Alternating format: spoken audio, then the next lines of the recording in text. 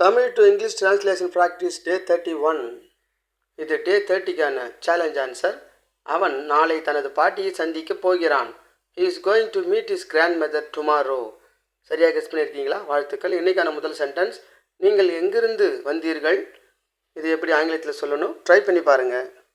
வீடியோவை பாஸ் பண்ணிக்கலாம். Where did you come from? Where did you come from? சரியாக guess பண்ணியிருக்கீங்களா? வாழ்த்துக்கள். அடுத்த சென்டென்ஸ், எனக்கு பால் குடிக்க மிகவும் விருப்பம். இது எப்படி ஆங்கிலத்தில் சொல்லணும்? கெஸ் பண்ணி பார்க்குறீங்களா?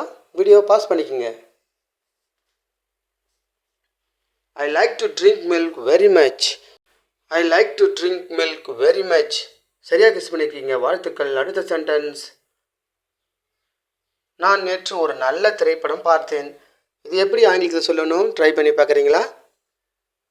வீடியோ பாஸ் பண்ணிக்கலாம். I watched a good movie yesterday. I watched a good movie yesterday. சரியாக கெஸ் பண்ணியிருக்கீங்க. வாழ்த்துக்கள். அடுத்த சென்டென்ஸ், அவள் தேர்வுக்கு படித்து கொண்டிருக்கிறாள். இது எப்படி ஆங்கிலத்தில் சொல்லணும்? ட்ரை பண்ணி பார்க்குறீங்களா? வீடியோ பாஸ் பண்ணிக்கலாம்.